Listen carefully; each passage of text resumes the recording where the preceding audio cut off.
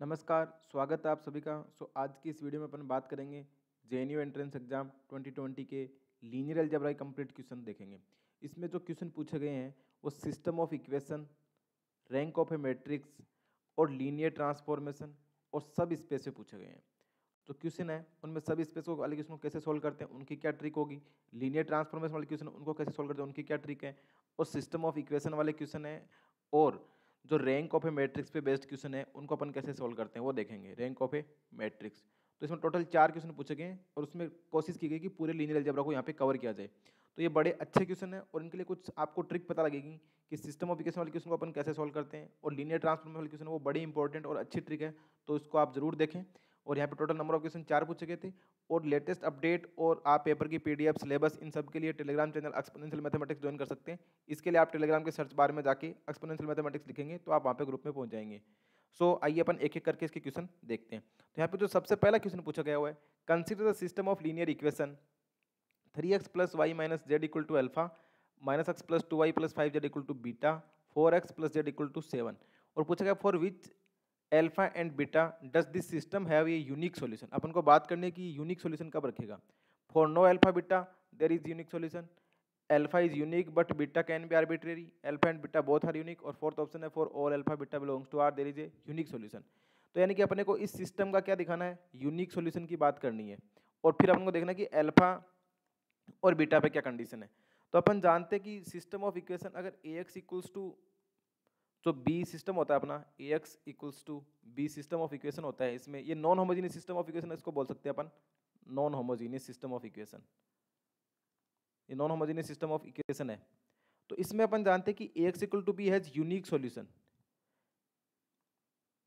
A x equals to B has unique solution कब होता है इसके पास, जब rank of A colon B वो किसके इक्वल आ जाए, रैंक ऑफ ए। तो अपन क्या बोलते हैं कि ए x equal to B has unique solution. ये कंडीशन अगर फुलफिल हो जाती है तो अपन बोलते हैं कि ए x equal to B has क्या होता है, यूनिक सॉल्यूशन होता है। और यहाँ पे ए अपन को पता है क्या होता है, ए एक्स इक्वल्स टू बी में जो ए होता है वो क्या होता है, कोफिशिएंट मैट्रिक्स होती है, अक्स अपने पास वेरिएबल होता है, और बी जो अपने को आगे वाली जो वैल्यू गिवन होती है अल्फा बीटा यहाँ पे 7 है। तो अपन यहाँ पे देखें तो यहाँ से अपन देख सकते हैं कि ए इक्वल्स टू क्या बनेगा, ए इक्वल्स टू बनेगा 3 1 माइनस का 1 माइनस 1 2 5 और 4 0 1, ये तो अपना ए हो गया।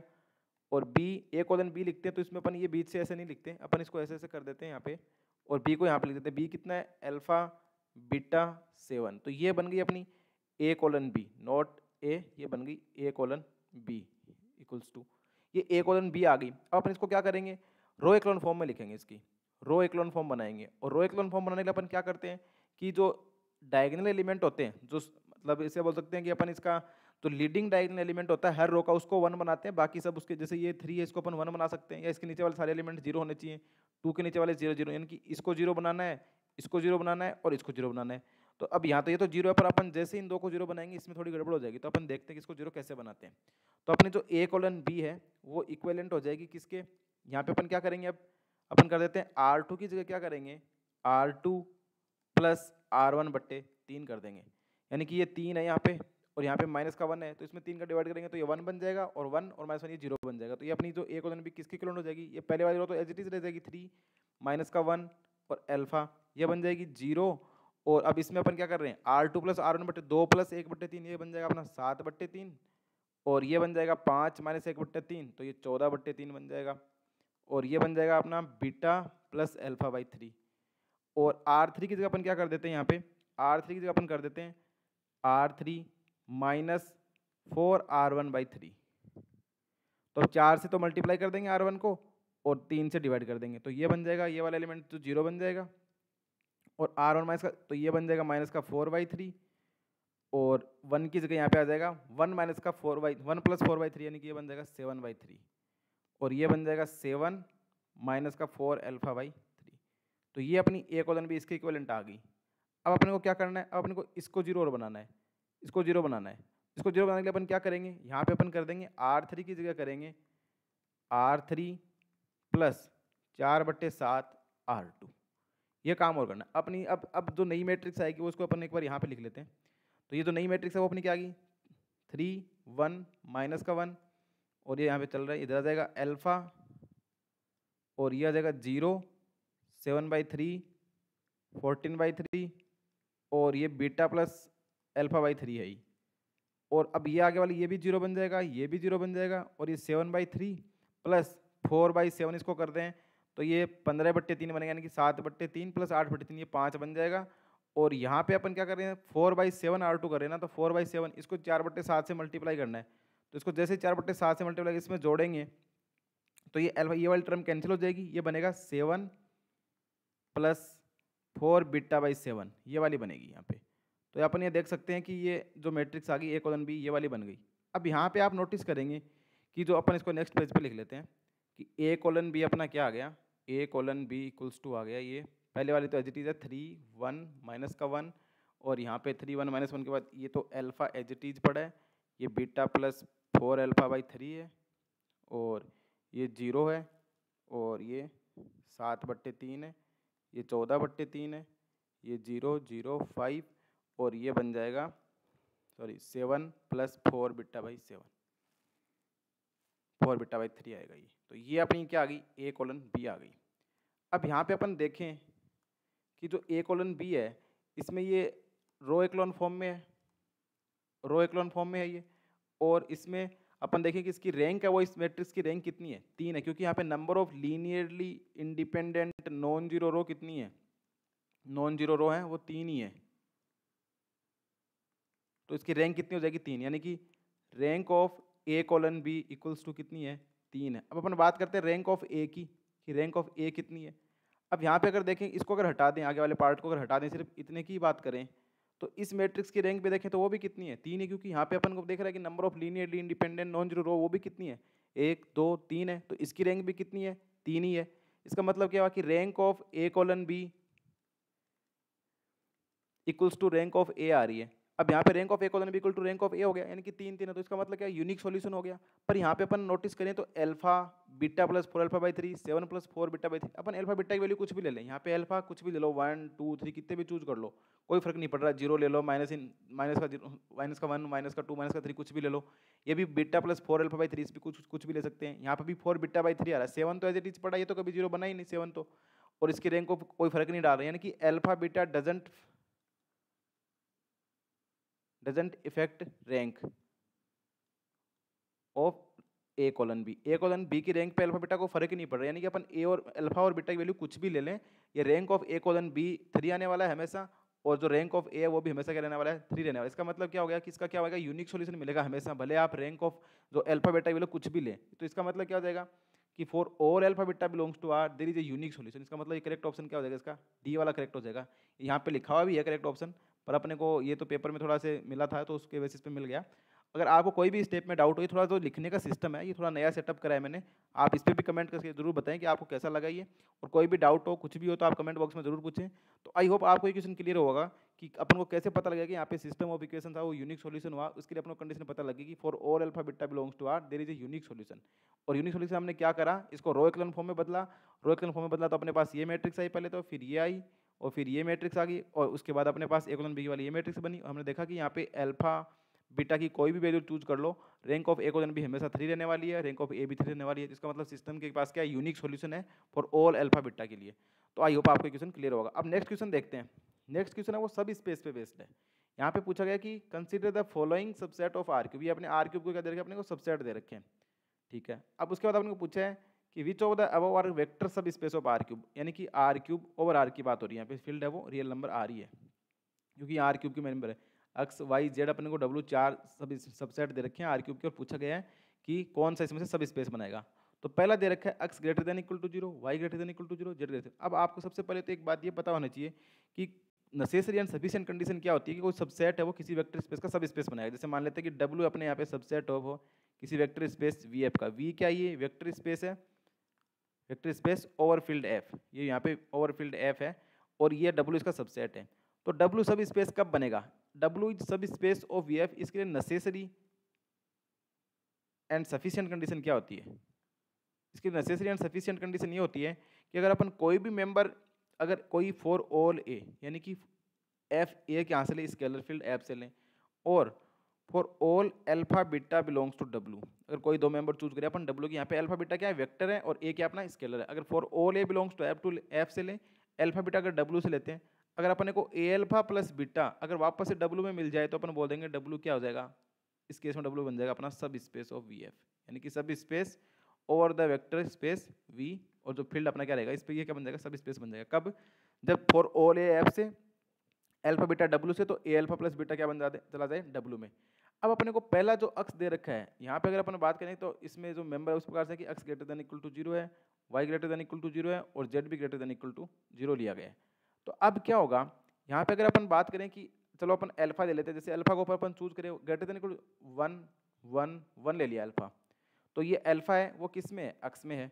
अगर अपन ए की वैल्यू अगर अपन बीटा को चलो बीटा को 0 ले लो सपोज दैट, तो अल्फा प्लस बीटा वापस से ये आ जाएगा, अल्फा प्लस बीटा क्या आ जाएगा 1 1 1 आ गया। अब अपन ए अल्फा प्लस बीटा निकालें, ए की वैल्यू अगर माइनस का 1 ले लेते हैं तो ये माइनस का 1 तो आर में है ना, फील्ड में है, तो ये क्या बन जाएगा माइनस का 1 बन जाएगा। पर ये तो डब्लू में नहीं है, doesn't belong to W, sorry doesn't belong to x. इसका मतलब क्या होगा, अक्स वेक्टर स्पेस नहीं है, क्योंकि यहाँ पे अक्स ग्रेटर सारे के सारे ग्रेटर देन इक्वल टू, जैसे अपने स्केलर क्या ले लिया नेगेटिव ले लिया, उसी केस में क्या नहीं गया, इसमें नहीं वापस से नहीं गया, a alpha plus beta belong to W वाली कंडीशन फुलफिल नहीं हो रही, तो ये क्या नहीं बनाएगा, सब स्पेस नहीं बनाएगा। अब अपन एक इंपॉर्टेंट रिजल्ट देखते हैं, वो रिजल्ट अगर आपको दिमाग में है तो आगे वाली ये तीनों चीज़ें ना एकदम से आपको क्लिक करते ही आपको सारे के सारे सॉल्व हो जाएंगे। तो वो रिजल्ट क्या है, वो रिजल्ट ये है कि अगर any number of homogeneous linear restriction होता है ना, वो हमेशा सब स्पेस बनाता है। Any number of homogeneous linear restriction बोलने का मतलब ये है कि आप कितनी भी इक्वेशन लो, जैसे मान लो कि x plus y plus z equal to 0 आपने एक ले ली, आपने 3x plus 2y plus 5z equals to 0 ले लिया, आपने 3x plus y equals to 0 ले लिया, आपने 5y plus 6z equal to 0 ले लिया। ऐसे मान लो आपने number of homogeneous linear restriction ले रही है, होमोजीनियस है क्योंकि इसमें नॉन जीरो टर्म आगे नहीं, ये सब की सब क्या है, जीरो है। तो क्या होता है कि जैसे अपन इसको ऐसा लिख सकते हैं, अपन इसको ऐसे डब्लू माने तो डब्लू को अपन ऐसा लिख सकते हैं x such that a x equal to 0, और यहाँ पे ए क्या है, ए अपनी ये कोफिशिएंट मैट्रिक्स, जैसे इस केस में क्या बनेगा 1 1, इधर क्या बनेगा 3 2 5 3 1 0 0 5 6, ये कोफिशिएंट मैट्रिक्स है, तो ये ए है। तो ये मतलब जो अक्स है यहाँ पे एक्स वाई जेड है, यहाँ पे अक्स वाई जेड लेके चल रहे हैं अपन, तीन की बात कर रहे हैं। तो ये डब्ल्यू अगर ऐसा बने एक्स एक्स इक्वल टू 0, तो ये हमेशा क्या बनेगा, सब स्पेस बनेगा, ऑलवेज सब स्पेस बनेगा ये। और जैसे ही अगर यहाँ पे कोई नॉन जीरो टर्म आ जाएगी ना आगे, तो नहीं बनाएगा ये, और नॉन जीरो आएगी तो कब बनाएगा वो भी अपन देखेंगे। अब ये हमेशा सब स्पेस बनाए, इसके लिए अगर आप सोच के देखें, वही अपने पास पता है कि डब्ल्यू सब स्पेस कब बनाता है, जब ए अल्फा प्लस बीटा किस में चला जाए वापस से डब्ल्यू में, तभी तो सब स्पेस बनाएगा। तो यहाँ पे आप क्या कर सकते हैं, एक x1 ले लो, एक x2 ले लो। जैसे x1 और x2, इसका मतलब क्या होगा, ए x1 भी 0 होगा और ए x2 भी 0 हो जाएगा। क्यों, क्योंकि ये किससे डब्ल्यू से है, x1 और x2 डब्ल्यू से, x1 belongs to x2 W से। अब अपन को क्या चेक करना है कि ए x1 प्लस x2 अगर डब्ल्यू में चला जाएगा तो अपन बोल देंगे डब्ल्यू सब स्पेस है। तो जब ए x1 0 है, ए x2 0, इसका मतलब इसको मैं ऐसे भी तो लिख सकता हूँ ए x1 ये भी तो 0 बना देगा और ए x2 0 बना देगा, और दोनों को ऐड करते हैं कि ए x1 प्लस ए x2, तो यहाँ से अपन उसको ऐसे भी लिख सकते हैं ए x1 plus x2 equal to 0। इसका मतलब क्या हो गया कि जो ये ए x1 प्लस x2 है ये किस में चला गया, डब्ल्यू में चला गया। इसका मतलब क्या हुआ कि any number of homogeneous linear restriction over A vector space F make, जो सबसेट बनाते हैं वो क्या बनाएगा, हमेशा सब स्पेस बनाएगा। इसका प्रूफ ऐसा दे सकते हैं कि अपन डब्ल्यू से दो मेंबर ले लिया x1 और x2, और फिर अपन इसका लीनियर कॉम्बिनेशन ए x1 प्लस x2 देखा और ये मैट्रिक्स से मल्टीप्लाई करा। जब ये 0 है, ए x1 ये भी 0 है, ये भी 0, तो अपन मतलब ये भी 0 ये भी 0, यहाँ पे अपन इसको देख सकते हैं कि ये भी 0 बनाएगा, ये 0 बनाएगा, इसका मतलब ये किस में चला गया, डब्ल्यू में चला गया। इसका मतलब डब्ल्यू क्या बन गया, सब स्पेस बन गया। अब बात करते हैं कि ये तो होमोजीनियस सब स्पेस बना दिया, नॉन होमोजीनियस सब स्पेस क्यों नहीं बनाता है, और बनाता है तो कैसे बनाता है। इसके लिए अपन इसको देखते हैं, जैसे ये वाला एग्जांपल देखें अपन एक बार, 3x plus y equals to 2 है और y plus z equal to 0 है। अब इसने बोला कि 3x plus y equals to 2 है और y plus z equal to 0 है। अगर आप दो एलिमेंट ले लेते हैं x1 y1 z1 और x2 y2 z2, suppose that ये किस में है, y में, कैपिटल y में, ठीक है। अब अपन x1 y1 ये दोनों के दोनों किसमें, y में। इसका मतलब क्या होगा कि 3x1 plus y1 equal to 2 होएगा और 3x2 plus y2 equals to भी क्या होएगा, 2 होएगा। अगर आप इन दोनों को जोड़ दें तो दोनों को जोड़ देंगे तो क्या बनेगा, 3 into x1 plus x2 plus y1 plus y2 equals to क्या आ जाएगा, 4 आ जाएगा। अब यहाँ पे तो सिर्फ वो वाले ही आएंगे जिसमें 2 आना चाहिए, 4 तो आना ही नहीं चाहिए, क्योंकि यहाँ पे जिसने लिखा हुआ है कि सिर्फ 3x1 प्लस दो मेंबर ही आएंगे जिसके लिए 3x plus y equal to, यानी कि पहला कंपोनेंट और दूसरा कंपोनेंट पहला तो 3 से मल्टीप्लाई हो, दूसरा सिंगल कंपोनेंट है और उनका योग अगर 2 आता है तो वो सब किस में बिलोंग करते हैं, वाई में बिलोंग करते हैं। यहाँ पे अपने पास अगर पहला दोनों को ऐड करें तो पहला कंपोनेंट तो ये बन जाएगा x1 plus x2 comma y1 plus y2 और कॉमा अगर z1 प्लस z2 लें तो इस केस में क्या होना चाहिए कि 3 into x1 plus x2 plus y1 plus y2 equal to क्या होना चाहिए, 2 होना चाहिए, पर अपने पास इक्वल टू क्या आ रहा है, 4 आ रहा है। इसका मतलब क्या होगा, डजेंट बिलोंग्स टू y। अब इसका मतलब क्या हुआ, अगर अपन यहाँ पे a की वैल्यू 1 लेके चल रहे हैं, यानी अपन बोले थे ना कि a अल्फा प्लस बीटा है वो w में जाना चाहिए। अगर यहाँ पे अपन a की वैल्यू 1 ले ले तो इसका मतलब अल्फा प्लस बीटा वो क्या होना चाहिए, w में होना चाहिए। यही नेसेसरी एंड सफिशिएंट कंडीशन है। तो यहाँ पे अल्फा प्लस बीटा करेंगे तो अपने पास क्या बन गया, ये x1 plus x2 comma y1 plus y2 comma z1 plus z2 बना। तो ये तो y में नहीं जा रहा क्योंकि यहाँ पे वैल्यू कितनी आ गई, 4 आ गई। तो इसका मतलब क्या हुआ कि जो number of non homogeneous destruction है वो कभी भी वेक्टर स्पेस नहीं बनाते हैं। वो वेक्टर स्पेस तभी बनाएंगे जब अपने पास ये जो होमोजीनियस सिस्टम ऑफ इक्वेशन है, जैसे यहाँ पे ऐसे मान के चल सकते हैं अपन कि ए x plus b y plus c z equals to alpha है और a two b two x plus b two y plus c two z equals to beta है।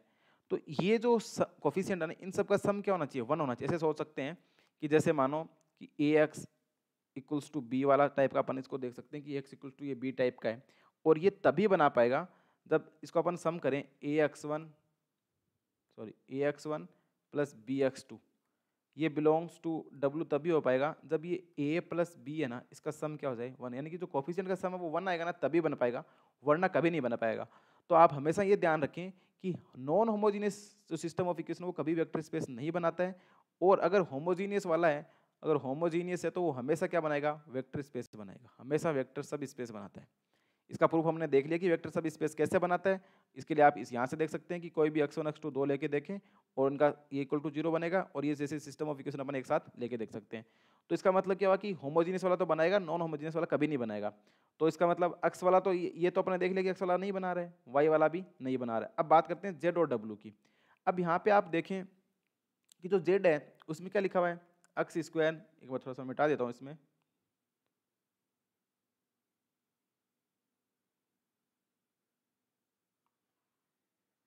तो जेड में आप देख सकते हैं कि यहाँ पे लिखा हुआ है कि x square plus 2xy plus y square equals to 0 लिखा हुआ है। इसको ऐसे भी तो लिख सकते हैं कि x प्लस वाई का होल स्क्वायर इक्वल्स टू 0, ऐसा भी अपन इसको लिख सकते हैं। तो x प्लस वाई का होल स्क्वायर इक्वल टू 0, इसका मतलब क्या हो जाएगा, x plus y equals to 0, और जैसे x plus y equal to 0 क्या बन गया, होमोजीनियस डिस्ट्रिक्शन बन गया, और होमोजीनियस डिस्ट्रिक्शन बनते क्या बना देगा, वो वेक्टर स्पेस बना देगा।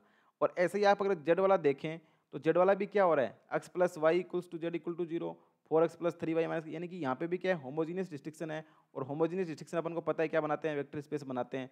तो यहाँ से आप सीधा बोल सकते हैं कि जो y और z वाले हैं वो दोनों के दोनों, सॉरी z और w वाले हैं वो दोनों के दोनों क्या बनाएंगे, वेक्टर स्पेस बनाएंगे। कैसे बनाएंगे उसको एक बार अपन देख लेते हैं एक सेकंड के लिए।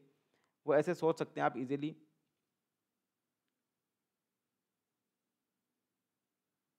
कि जैसे ये दे रखा है कि अपने को x square plus 2xy plus y square equal to 0, इसको अपन लिख सकते हैं x प्लस वाई का होल स्क्वायर इक्वल टू 0। अब होल स्क्वायर 0 है, इसका मतलब x plus y equal to 0। अब x प्लस वाई क्या हो गया, होमोजीनियस डिस्ट्रिक्शन हो गया, और जैसे ही होमोजीनियस डिस्ट्रिक्शन हो गया तो ये क्या बना देगा, सब स्पेस बना देगा। इसी प्रकार से आगे वाले में जेड में दे रखा है कि x plus y plus z equal to 0 और 4x plus 3y minus z equal to 0। तो ये दो होमोजीनियस डिस्ट्रिक्शन है, तो इसका मतलब ये भी क्या बनाएगा, वेक्टर सब स्पेस बनाएगा। और हमने देखा कि कितने भी होमोजीनियस डिस्ट्रिक्शन हो वो सारे के सारे क्या करते हैं, सब स्पेस बनाते हैं। तो यहाँ पे अपने वेरीफाई कर लिया कि x वाला भी नहीं बना पाएगा, ये तो नहीं बनाएगा, y वाला नहीं बनाएगा, z और w वाले बना देंगे। तो then the which of the following are vector subspace, तो यानी कि ओनली z एंड w, तो सी ऑप्शन यहाँ पे करेक्ट हो जाएगा। तो आई होप आपको ये समझ आ रहा होगा क्वेश्चन। अगर कोई डाउट हो तो आप जरूर पूछे कमेंट बॉक्स में कि आपको कोई स्टेप समझ में नहीं आ रही है, तो वो अपन जरूर देखेंगे, उसको आप कमेंट बॉक्स में पूछें। अब अपन नेक्स्ट क्वेश्चन की बात करें तो ये क्वेश्चन बड़ा सिंपल है। इसमें आपको सिर्फ दो फंडे याद रखने कि रैंक ऑफ दो मैट्रिक्स का मल्टीप्लाई कर देता है उसकी रैंक क्या होती है, और किसी मैट्रिक्स की रैंक क्या होती है। यहाँ पे पूछा गया लेट ए कोई 4x3 की मैट्रिक्स है और बी 3x4 की है, सी 4x5 की। कंसिडर द फॉलोइंग सजेशन, अपन को पूछा है कि the matrix A B C can not have rank equal to 4, A B can have rank 3 but B C can not have rank 4, A B C and B A can have rank at most 3, rank of A B must be less than और equal to rank of B C. अब अपन को देखें, सबसे पहले आप दो चीज़ ध्यान रखें कि जैसे कोई ए अगर अपनी m क्रॉस n की मैट्रिक्स होती है तो रैंक ऑफ ए जो होती है वो लेस देन इक्वल्स टू होती है हमेशा मिनिमम ऑफ m, n, यानी कि इनमें से जो भी मिनिमम होगा उससे उसकी रैंक उसके बराबर या उससे छोटी, उससे ज़्यादा नहीं हो सकती। और रैंक ऑफ ए बी यानी कि दो मैट्रिक्स अगर मल्टीप्लाई करें तो रैंक ऑफ ए बी हमेशा लेस देन इक्वल्स टू होती है minimum of rank of A comma rank of B, यानी कि रैंक ऑफ ए और रैंक ऑफ बी में जो भी सबसे छोटी होगी उससे छोटी या उसके बराबर हो सकती है, उससे बड़ी नहीं होगी। ये तो रैंक के लिए दो स्टेटमेंट अपन को जरूर जरूर याद रखने हैं। अब अपन बात करते हैं और मैट्रिक्स रैंक का मल्टीप्लाई करने के लिए अपन जानते हैं अगर ए एम क्रॉस एन की है और बी एन क्रॉस पी की या कुछ भी हो तभी यानी कि ये दोनों सेम हो तभी अपन बोलते हैं कि मैट्रिक्स का रैंक जो मल्टीप्लिकेशन है वो पॉसिबल होता है। यानी कि इसमें तो अपन को पता है कॉलम की संख्या और इसमें पंक्तियों की संख्या बराबर होनी चाहिए तभी मैट्रिक्स का मल्टीप्लिकेशन पॉसिबल है। अब अपन पहले स्टेटमेंट की बात करते हैं कि rank of matrix of A B C. अब ए बी सी की बात करते हैं। ए कितने की है 4x3 की है, बी कितने की है 3x4 की है, सी कितने की है 4x5 की है। तो इन दो को लास्ट वाले को मल्टीप्लाई करेंगे तो मैट्रिक्स आएगी 3x5 की, और अब इन दो को करेंगे तो मैट्रिक्स आएगी 4x5 की। तो यहाँ से अपने को पता लग गया कि जो ए बी सी है वो कितने की बनेगी 4x5 की बनेगी। तो पहला ऑप्शन बोलता है कि the matrix A B C cannot have rank equal to 4। अब यहाँ से तो पता लग रहा है कि रैंक 4 या 4 से छोटी होनी चाहिए, क्योंकि रैंक ऑफ जो ए होती है वो क्या होती है less than equal to minimum of M and N. यहाँ पे 4x5 की है तो 4 या 4 से छोटी होनी चाहिए। But rank of A B, अगर यहाँ पे अपन ए और बी की बात करें तो बी सी को अगर अपने कोई एक मैट्रिक्स मान ले, नहीं डी मान ले, तो ये मान ले अगर ए डी माने सपोज दैट, और डी इक्वल्स टू क्या है D equals to B C है, और बी सी का ऑर्डर कितना है बी सी का ऑर्डर है 3x5। तो रैंक ऑफ बी सी क्या हो जाएगी लेस देन इक्वल टू 3 हो जाएगी। और रैंक ए कितने की 4x3 की है, ये 4, तो यहाँ से भी ए की रैंक कितनी होती है लेस देन इक्वल टू 3। तो यहाँ से पता चल रहा है कि ए डी जो कि क्या है ए बी सी उसकी रैंक क्या हो रही है लेस देन इक्वल टू 3 हो रही है। तो इसकी rank less than equal to 3 हो रही है तो इसका मतलब इसकी रैंक 4 की इक्वल तो नहीं हो सकती। इसका मतलब पहला ऑप्शन तो क्या है करेक्ट है, तो ये तो करेक्ट हो गया। तो अपने को पूछा ना करेक्ट स्टेटमेंट बताने, तो यानी ए स्टेटमेंट तो करेक्ट हो गया। क्यों हो गया करेक्ट, क्योंकि यहाँ से अपन को पता लग गया कि इसकी रैंक वो 3 या 3 से छोटी होगी, 4 की इक्वल तो नहीं हो सकती। अब आगे पूछता है कि A B can have rank 3 but B C can not have rank. अब ए बी की बात करते हैं तो ए बी, ए कितने की है 4x3 की, बी कितने की है 3x4 की, मल्टीप्लाई करेंगे तो ए बी कितने की आएगी 4x4 की। बट साथ में बात ये भी अब 4x4 की तो यहाँ से पता लग रहा है 4 होनी चाहिए, पर 4 नहीं होगी ना, क्योंकि ए बी की जो रैंक होती है वो लेस देन इक्वल्स टू क्या होती है minimum of rank of A and rank of B. यहाँ पे रैंक ऑफ ए कितनी आ सकती है 3 आ सकती है, रैंक ऑफ बी भी कितनी आ सकती है 3 आ सकती है। इसका मतलब क्या हो जाएगा रैंक ऑफ ए बी है वो 3 से या 3 से छोटी ही होगी। तभी इसने बताना कि कैन हैव रैंक 3, 3 हो सकती है इक्वल टू आएगा 3 या 3 से छोटी हो सकती है, 3 हो भी सकती है, तो यानी ये बात तो ट्रू है। बी सी, अब बी सी की बात करें तो बी सी का ऑर्डर कितना आ रहा है बी कितने की है 3x4 की है, सी 4x5 की है, तो बी सी अपनी बन रही है 3x5 की। तो यहाँ से तो पता लग रहा है कि 3 या 3 से छोटी होनी चाहिए, तो इसका मतलब इसकी रैंक कभी भी 4 नहीं हो सकती, तो कैन नॉट हैव रैंक 4। इसका मतलब दूसरा ऑप्शन भी क्या है अपना यहाँ पे करेक्ट है, तो सेकंड ऑप्शन भी करेक्ट हो गया। अब थर्ड स्टेटमेंट की बात करते हैं ए बी सी, और पूछ रहा है कि A B C and B A can have rank at most 3, यानी कि ए बी सी और बी ए की रैंक मैक्सिमम 3 हो सकती है। अब अपन ए बी सी की बात करें तो ए बी सी तो हमने देख लिया था कि ए बी सी का ऑर्डर कितना आ रहा था, अभी देखा था हमने कि ए बी सी का ऑर्डर है वो 4x5 आ रहा था। ए बी सी का ऑर्डर तो 4x5 आ रहा था, और साथ में ये भी देखा था हमने कि ए बी सी की रैंक है वो 3 या 3 से छोटी होगी। तो इसका मतलब 3 या 3 से छोटी, इसका मतलब maximum 3 possibility A B C की। तो ए बी सी की रैंक तो हमने चेक कर ली कि ए बी सी की रैंक है वो मैक्सिमम 3 या 3 से छोटी होगी, तो मैक्सिमम 3 हो सकती है, तो ये वाली बात तो ट्रू है। Can have rank at most 3। अब बात करते हैं अपन किसकी बी ए की रैंक चेक करनी है, तो बी ए, बी का ऑर्डर कितना है बी ए, बी का ऑर्डर है 3x4 और ए का ऑर्डर है 4x3, तो बी ए अपनी बनेगी 3x3 की बनेगी, तो इसका मतलब 3 या 3 से छोटी होगी, तो मैक्सिमम रैंक ऑफ बी ए कितनी आएगी वो 3 ही आएगी। इसका मतलब इसकी रैंक क्या हो सकती है मैक्सिमम 3 हो सकती है, इसकी रैंक भी मैक्सिमम 3 हो सकती है। तो ए बी सी, और इसका मतलब यहाँ से पता लग रहा है कि जो ए बी सी है and rank of B A at most 3, तो इसका मतलब सी वाला स्टेटमेंट है वो भी कैसा है ट्रू है, तो यानी कि ये वाला स्टेटमेंट भी ट्रू हो गया। अब बात करते हैं rank of A B must be less than और equal to rank of B C. अब पहली बात तो ये कि ए बी की रैंक कितनी है, ए बी हमने अभी चेक करा था यहाँ पे, ये ए बी हमने चेक करा था कि 4x4 की आ रही है, और इसकी रैंक हमने देखा था कि रैंक ऑफ ए बी है वो लेस देन इक्वल टू 3 होगी। ठीक है, इतनी बात हमने चेक कर ली रैंक ऑफ ए बी पे। अब बात करते हैं rank of B C, rank of B C कितनी होगी, बी और सी की बात करें तो बी और सी अपने को पता है कि 3x5 की है, तो रैंक ऑफ बी सी भी लेस देन इक्वल टू 3 होगी। पर यहाँ पे इसने बोला कि rank of A B must be less than और equal to rank of B C, तो इसका मतलब कोई जरूरी नहीं है, रैंक ऑफ ए बी और रैंक ऑफ बी सी बराबर हो भी सकती हैं और नहीं भी, पर दोनों की दोनों लेस देन इक्वल टू 3 है। तो लेस देन इक्वल टू 3 बोलने का मतलब ये तो नहीं है ना कि रैंक ऑफ ए बी है और रैंक ऑफ बी सी है वो दोनों इक्वल ही होंगी या लेस देन होंगी, पर इतना पता चलता है कि ये भी 3 है लेस देन इक्वल टू 3 है, और अपन कुछ नहीं बोल सकते क्योंकि अपने को इन मैट्रिक्स की एंट्री पता नहीं है। तो अपन कैसे वेरीफाई कर देंगे किसकी रैंक किससे छोटी होगी या बड़ी होगी? तो यहाँ पे ये अपन कंक्लूड नहीं कर सकते कि rank of A B must be less than और equal to rank of B C. बस इतना बोल सकते हैं कि इसकी रैंक भी लेस देन इक्वल टू 3 होगी, इसकी रैंक भी लेस देन इक्वल टू 3 होगी। तो अपन यहाँ से देखें कि ए बी सी तीनों स्टेटमेंट ट्रू हैं, डी वाला ट्रू नहीं है। तो यहाँ से ऐसा कौन सा ऑप्शन मैच हो रहा है जिसमें A B C only correct? तो इसका मतलब इसका भी सी ऑप्शन करेक्ट हो जाएगा। तो ये बड़ा सिंपल क्वेश्चन था, बस आपको ये दो चीज़ ध्यान रखनी थी कि रैंक ऑफ ए है वो minimum of M and n होती है, और रैंक ऑफ ए बी है वो less than equal to rank of A इन और रैंक ऑफ बी से छोटी होती है। बाकी बस कुछ नहीं था कि मैट्रिक्स का मल्टीप्लिकेशन किस केस में पॉसिबल है, उस केस में अपन को देखना था कि रैंक ऑफ ए बी कैसे डिफाइन होती है, यानी कि दो मैट्रिक्स का मल्टीप्लिकेशन कैसे पॉसिबल होता है। तो आई होप आपको क्वेश्चन समझ आ रहा होगा। अगर कोई डाउट आए तो आप कमेंट बॉक्स में जरूर पूछें। तो अब नेक्स्ट क्वेश्चन और देख लेते हैं। वो क्वेश्चन है वो लीनियर ट्रांसफॉर्मेशन पे बेस्ड है। ये बड़ा अच्छा क्वेश्चन है, इसमें आपको एक रिजल्ट है वो अपन देखेंगे, तो वो आपको ध्यान रखना है। पहले तो अपन इसके पहले ऑप्शन की बात कर लेते हैं, पहले और दूसरे की, उसके बाद अपन उस रिजल्ट को देखेंगे। यहाँ पे बात करते हैं कि let V be a finite dimensional vector space over R, यानी कि वी एक कैसा है, फाइनाइट डायमेंशन है। डायमेंशन ऑफ वी क्या हो रही है, जो ओवर फील्ड एफ है वो ग्रेटर देन इक्वल टू 2 है, और fix a non zero vector V zero belongs to, यानी कि इसका कोई वेक्टर वी जीरो है वो फिक्स है, यानी इसको फिक्स कर लिया है, वी का कोई मेंबर है। Consider the following assertion: there is a unique basis of V containing V0, there is infinitely many bases of V containing V0, there is unique injective linear map T from V to V such that T V0 equal to V0, or there is exist infinitely many linear isomorphism T from V to V such that T V0 equal to V। और पूछा कि कितने correct है, यहाँ पे A है, C है, B C B D। अब अपन को एक एक करके चेक करते हैं। तो सबसे पहली बात यहाँ पे बोलता है कि there is a unique basis V containing V0। तो सबसे इंपॉर्टेंट बात, अब यहाँ पे डायमेंशन ऑफ V 2 है, 2 से अपन सबसे सिंपल कैसे लेके चलते हैं, अपन ले लेते हैं R2 ओवर R। यहाँ पे बोला हुआ इसने स्पेस ओवर R फील्ड है, और फील्ड R की डायमेंशन कितनी होती है, डायमेंशन ऑफ R ऐसे बोल सकते हैं अपन, इनफाइनाइट होती है। तो इनफाइनाइट डायमेंशन फील्ड है, ये इनफाइनाइट हो गया क्योंकि R की डायमेंशन इनफाइनाइट होती है। R2 और R की डायमेंशन कितनी है, 2, यानी कि ये मैं यहाँ पे फील्ड की बात कर रहा हूँ, उसकी डायमेंशन इनफाइनाइट है, पर ये जो वेक्टर स्पेस है R2 ओवर R, इसकी डायमेंशन कितनी है, 2 है। अब अपन को ग्रेटर देन इक्वल टू 2 है तो उसका मतलब 2 ले सकते हैं। अब अपन को पता है R2 की बेसिस क्या होती है, 1 0 0 1। अब अपन V0 इसको बोल देते हैं, सपोज दैट ये अपना क्या है, V0 है।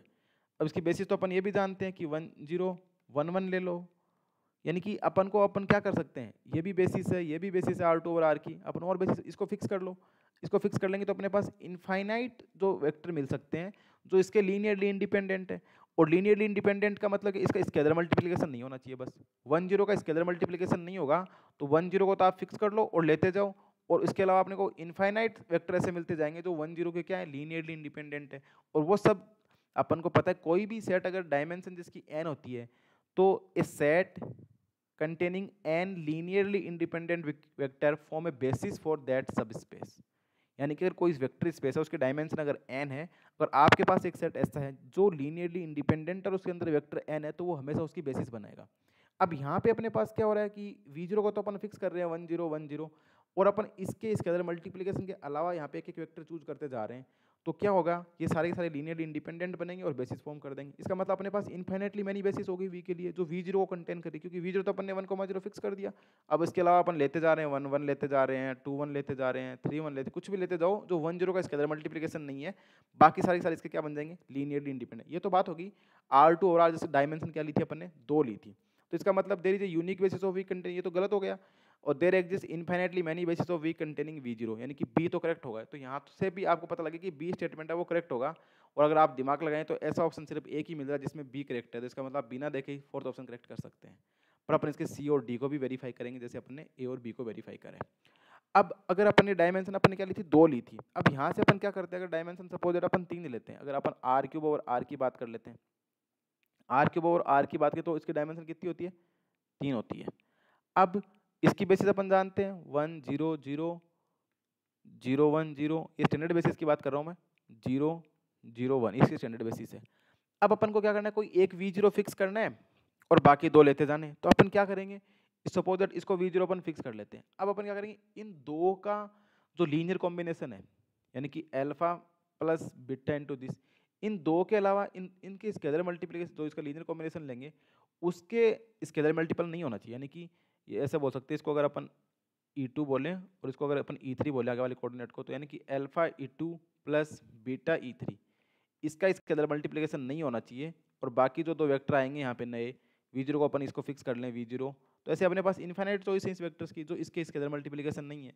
तो यहाँ पे भी अपने पास क्या मिल जाएंगे, इन्फाइनाइट नंबर ऑफ बेसिस मिल जाएंगी, क्योंकि 1 0 को फिक्स कर लेते हैं। यहाँ पे अपन इसका इसके अंदर मल्टीप्लिकेशन, जैसे अपन ने 2 1 0 ले लिया, इधर 0 2 3 ले लिया, तो ये इसके अंदर मल्टीप्लिकेशन नहीं है, तो इसके अंदर मल्टीप्लिकेशन नहीं है, तो इसकी बेसिस बना देगा। तो इसी प्रकार से अपन इन्फाइनाइटली बेसिस यहाँ पे भी अपन देख सकते हैं। जैसे ए को फिक्स करके यहाँ पे देख लेते हैं, इसके अंदर मल्टीप्लिकेशन नहीं है। इस बार अपन दो का लीनियर कॉम्बिनेशन ले लेते हैं, ये alpha E2 plus beta E3, इसका इसके अंदर मल्टीप्लिकेशन नहीं होना चाहिए, तो वो भी क्या बनाएगा, इसकी इन्फाइनाइटली मैनी बेसिस बनाएगा। तो यहाँ से ये तो वेरीफाई हो रहा है कि फर्स्ट और सेकंड स्टेटमेंट में सिर्फ सेकंड रो है, यानी कि अपने पास इन्फाइनाइटली मैनी बेसिस मिल जाएंगी जो V0 को कंटेन कर रही है। अब अपन C और D ऑप्शन को देखने से पहले एक रिजल्ट देख लेते हैं। वो ये बोलते हैं कि अगर कोई सेट आपके पास S है, जैसे इसमें n डी r मेंबर हैं और V का सबसेट है, V अपने यहाँ पे n डायमेंशनल सब स्पेस है, तो अपन क्या बोलते हैं, कोई map number of linear transformation कहाँ से, V से V पे, और यहाँ पे S एक सबसेट है, तो वो S इज लीनियरली इंडिपेंडेंट। अगर S तुम्हारा लीनियरली इंडिपेंडेंट सबसेट है V का, पर वो B की बेसिस फॉर्म नहीं कर रहा है, तो जो नंबर ऑफ लीनियर ट्रांसफॉर्मेशन होंगे वो इनफाइनाइट होंगे। और अगर S क्या है, इसका सबसेट तो है ही, और S अगर बेसिस बना रहा है, तो नंबर ऑफ लीनियर ट्रांसफॉर्मेशन वो यूनिक होगा, या फिर कोई भी नहीं होगा, या तो होगा ही नहीं, या होगा तो यूनिक होगा। और अगर S तुम्हारा लीनियरली डिपेंडेंट है, तो उस केस में लीनियर ट्रांसफॉर्मेशन एग्जिस्ट ही नहीं करेगा। ऐसा इसमें अपन देख सकते हैं, तो इसमें लीनियर ट्रांसफॉर्म एग्जिस्ट नहीं करेगा। अब बात करते हैं कि देर एग्जिस्ट, अगर S लीनियरली डिपेंडेंट है तो कैसे नहीं करेगा, तो अपन सोच सकते हैं यहाँ से एग्जाम्पल लेकर R2 और R से, ये 1 1 है, और अगर मान लेते हैं कि 1 1 है वो 2 3 पे मैप हो रहा है, 1 0 1 3 पे मैप हो रहा है, और 2 1 है वो 4 6 पे मैप हो रहा है, ऐसे अपन ने इसको मान लिया। तो अब यहाँ से अगर देखें कि 1 1 1 0 2 1, यहाँ से अगर अपन देखें कि यहाँ से x1 plus x2 equal to x3, इसका मतलब क्या होता है, ये सेट लीनियरली डिपेंडेंट हो गया ना, क्योंकि x3 है वो इन दो के लीनियर कॉम्बिनेशन के रूप में लिखा जा रहा है। इसका मतलब क्या हो गया, x3 अपना क्या हो गया, ये तो लीनियरली डिपेंडेंट सेट हो गया, S इक्वल टू, ये तो LD बन गया, क्योंकि तीसरा वो इन दो के लीनियर कॉम्बिनेशन के रूप में लिखा जा रहा है। अब अपन यहाँ इसकी इमेज निकालें, तो tx1 प्लस tx2 करें तो ये 3,6 आ रहा है, जबकि tx1 प्लस x2 तो 4,6 आ रहा है, तो ये दोनों तो इक्वल नहीं है। इसका मतलब अगर S कोई सबसेट ले रहे हो आप V का, और वो लीनियरली डिपेंडेंट है, तो जरूरी नहीं है कि तुमको V से V पे कोई लीनियर मैप मिले, कोई जरूरी नहीं है। और अगर S तुम्हारा लीनियरली इंडिपेंडेंट सेट है, V का सबसेट है, बेसिस नहीं बना रहा है, उस केस में इन्फिनिटली मैनी मैप मिल सकते हैं, और अगर बेसिस बना रहा है तो सिर्फ और सिर्फ यूनिक मिलेगा, या फिर मिलेगा ही नहीं। तो ये तो एक रिजल्ट की बात हुई। अब अपन यहाँ पे बात करें, तो एक बार थोड़ा इसको मिटा लेते हैं। अब यहाँ पे अगर अपन देखें, इस केस में अगर बात करें, तो यहाँ पे जो बोल रहा है कि आपको ये बताना है कि जो there exist unique linear map पूछ रहा है, कि यूनिक लीनियर मैप करेगा कहाँ से टी है वो इंजेक्टिव, यहाँ पे ये भी ध्यान रखना कि मैप वो इंजेक्टिव होने चाहिए। अब इसने ऐसा बोला गया कि V से V पे इंजेक्टिव मैप बनेंगे, तो कि टी V0 को V0 फिक्स करेंगे। अब एक बात ये ध्यान रखना कि बेसिस से बेसिस पे मैप करने वाला मैप हमेशा यूनिक होता है, बेसिस को बेसिस पे मैप करने वाला मैप हमेशा यूनिक होता है। पर यहाँ पे क्या बोल रहा है कि इंजेक्टिव मैप है वो V से V पे। अब पर एक बात ध्यान में रखना कि यहाँ पे अपने को V की जो बेसिस है वो इन्फाइनेटली मैनी बेसिस मिल रही है, क्योंकि अपन ने क्या करा था, देखा था कि V0 को फिक्स कर लेंगे तो अपने पास इन्फाइनेटली मैनी बेसिस मिलते जा रही है। तो इन्फाइनेटली मैनी बेसिस मिलते जा रही है, इसका मतलब बेसिस इन्फाइनेट है तो मैप भी इन्फाइनेट हो जाएंगे। इसका मतलब अपने को यहाँ पे क्या मिलेंगे, इन्फाइनेट मैप मिलेंगे। और ये इसलिए मिल पा रहे हैं क्योंकि अपने पास यहाँ पे जो R है वो फील्ड R है, और R अपना पास क्या है, आर की डायमेंशन कितनी होती है, इन्फाइनाइट होती है, और इन्फाइनाइट डायमेंशन होती है। इसका मतलब अपन क्या कर सकते हैं, यहाँ पे इन्फाइनाइट वेक्टर चूज कर सकते हैं, जो कि क्या है, जो गिवन वेक्टर है उसको फिक्स करने के बाद उसके लीनियरली इंडिपेंडेंट रह जाए। इसलिए यहाँ पे अपने को क्या मिल रहे हैं, इन्फाइनाइट वेक्टर मिल रहे हैं। अगर अपन इसको देखें तो टी है जो मैप है V से V पे, V के पास बेसिस कितनी है, इन्फाइनाइट बेसिस है, इसके पास इन्फाइनाइट नंबर ऑफ बेसिस है। तो जो t है वो V से V0 पे जा रहा है, और 2V0 इक्वल्स टू V, ये तो अपने पास फिक्स है। पर अपन इस V की बेसिस अगर एक बार ऐसे ले लेते हैं कि V0 और V1 है, एक बार इसकी बेसिस अपन V0 और V2 ले लेते हैं, दोनों केस में अपन क्या कर रहे हैं, T V0 equals to V0 है, और इस केस में टी V1 इक्वल्स टू कुछ ऐसे मान सकते हैं कि यहाँ पे टी V1 इक्वल्स टू क्या है, V1 है, और यहाँ पे T V2 equals to V2 है, और यहाँ पे T V0 equals to V0 है। इसका मतलब इस वाले केस में टी क्या कर रहा है, V0 को तो V0 पे लेके जा रहा है और V1 को V के, यानी कि ये टी अपने आप में तो यूनिक है, और ये वाला टी क्या कर रहा है, V0 को V0 पे ला रहा है और V2 को V0 पे ला रहा है, V2 को V2 पे ला रहा है। यानी कि जो टी है वो V से V पे तो यूनिक होगा, पर यहाँ पे V के पास बेसिस ही इनफाइनाइट है, यानी कि अपन हर बेसिस से दूसरे बेसिस पे नया मैप डिफाइन कर सकते हैं। तो there is a unique injective linear map बोलना तो गलत हो गया ना, ये टी से ये ऐसे बोलता ना कि ये मैप होगा जो V0 को V0 पे फिक्स कर रहा है, तो ये अपने आप में तो यूनिक है, पर V0 को V0 पे फिक्स करने वाले मैप है ना वो तो बहुत सारे हैं, क्योंकि अगर इसको मैं T2 बोल देता हूँ और इसको अगर मैं T1 बोल देता हूँ, तो ये मैप T1 है वो भी तो V0 को V0 पे फिक्स कर रहा है, और T2 वो भी V0 को V0 पे फिक्स कर रहा है। T1 और T2 ले लें तो T1 भी V0 को V0 पे फिक्स कर रहा है, T2 भी कर रहा है। इसी प्रकार से अपन T3 डिफाइन कर सकते हैं, जैसे V0 और V3 बेसिस ले लेंगे। तो इस केस में क्या कर देंगे, T3 है वो V0 को V0 पे ले जा रहा है, और T3 V3 को भी कहाँ पे लेके जा रहा है, V3 पे। तो ये मैप अपने आप में तो यूनिक है, इस बेसिस के लिए तो ये यूनिक है, पर यहाँ पे ये बेसिस किसकी है, V की, ये वाली भी किसकी बेसिस है, V की, ये वाली भी किसकी बेसिस है, V की। तो V के पास इन्फाइनेटली मैनी बेसिस है, इस प्रकार से क्या हो जाएगा, अपने को इन्फाइनेटली मैनी लीनियर ट्रांसफॉर्मेशन मिल जाएंगी जो इंजेक्टिव है और V0 को V0 पे लेके जा रहे हैं। तो ये सब क्यों हो रहा है, ये सब इसलिए हो रहा है कि अपने पास बेसिस इन्फाइनाइट है, और बेसिस इन्फाइनाइट होने के पीछे लॉजिक क्या है, ये ओवर आर, इसकी फील्ड की डायमेंशन कितनी है, इन्फाइनाइट। इसका मतलब there exist infinitely many linear isomorphism T from V to V such that कि V0 को V0 पे फिक्स करें। इसका मतलब क्या होगा, यहाँ पे इन्फाइनाइटली मैनी एग्जिस्ट करेंगे। ये जो रिजल्ट है उसकी मैं आपको फोटो भी डिस्क्रिप्शन बॉक्स में अपलोड कर दूंगा, तो आई होप आपको समझ में आ गया होगा कि कैसे यहाँ पे इन्फाइनाइटली मैनी मैप है वो एग्जिस्ट करे। इसका मतलब क्या हो जाएगा, बी और डी वाले ऑप्शन से क्या हो जाएंगे, करेक्ट हो जाएंगे, तो बी और डी यहाँ पे करेक्ट हो जाएंगे। तो ये बड़ा सिंपल क्वेश्चन था, इसके लिए आपको ये रिजल्ट याद होना चाहिए, बस ये इंपॉर्टेंट रिजल्ट ये है कि अगर कोई सेट एस है वो लीनियरली इंडिपेंडेंट है और बेसिस फॉर्म कर रहा है तो number of linear transformation unique होगा, वरना नहीं होगा। और अगर एस एल आई है बेसिस फॉर्म नहीं कर रहा है तो number of linear transformation infinite हो जाएंगे। यहाँ पे अपने जो वेक्टर स्पेस वी की बात हो रही है, और इस केस में अपने को यहाँ पे इन्फाइनेटली मैनी बेसिस मिल रहे हैं, इस वजह से क्या हो जाएगा, बेसिस मिल रहे हैं, इस वजह से अपने को इन्फाइनेटली मैनी मैप मिलेंगे। पर ध्यान में रखना, अगर ये पूछे ना कि वी से वी पे मैप करने वाला मैप है वो तो यूनिक होगा, पर टी V0 को V0 पे फिक्स करने वाले मैप अपने पास इन्फाइनाइट हो सकते हैं, बिकॉज ये अपने यहाँ पे इन्फाइनाइटली मैनी बेसिस है। पर ये ध्यान रखना कि जो T1 T2 T3 जो भी अपने डिफाइन करें, ये मैप क्या है, ये अपने आप में यूनिक है, पर ये V0 को V0 पे फिक्स करें ये बोलते ही क्या हो जाता है, ये यूनिक नहीं होता, क्योंकि अपने पास T1 T2 T3 ऐसे बहुत सारे मैप मिल सकते हैं, तो ये यूनिक नहीं है। पर ये V से V पे मैप है, जैसे T3 है वो अपने आप में यूनिक है V से V पे, T3 है T2 ये अपने आप में यूनिक है, पर V0 को V0 पे फिक्स करने की बात आ जाए तो वो यूनिक नहीं है। ऐसे अपने को इन्फिनिटली मैंने ढूंढ सकते हैं। सो आई होप आपको क्लियर होगा कि कैसे यहाँ पे जो क्वेश्चन पूछे गए थे बड़े ट्रिकी क्वेश्चन थे। आपको सिंपल सिंपल रिजल्ट अगर याद थे तो आप ये मैट्रिक्स वाले क्वेश्चन भी कर सकते थे, सिस्टम सभी स्पेस वाले भी, और ये सिस्टम ऑफ इक्वेशन वाला बड़े सिंपल क्वेश्चन थे। सो आई होप आपको समझ में आएगा लीनियर अलजेब्रा में कैसे क्वेश्चन पूछे गए थे JNU एंट्रेंस एग्जाम में। So thanks for watching and keep continue watching exponential mathematics. Thank you.